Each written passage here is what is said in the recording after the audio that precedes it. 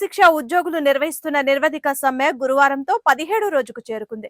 ఈ కార్యక్రమంలో DPO wing అధ్యక్షులు రామాంజనేయులు, ఎంఐ వింగ్ అధ్యక్షులు శ్రీధర్, అల్తాఫ్, ఎంఏ సమీ, మురళి, రాజేందర్తో పాటు నేడు అదే విధంగా జిఎస్పి జిల్లా అధ్యక్షులు హుషనప్ప, జేఏసీ ప్రధాన కార్యదర్శి గోపాల, కస్తూర్బా బాలికల విద్యాలయం మహిళా అధ్యక్షురాలు ప్రణీత, సమగ్ర శిక్షలోని అన్ని వింగ్ల అధ్యక్షులు పాల్గొని నిర్వధిక సమ్మెను విజయవంతం చేశారు.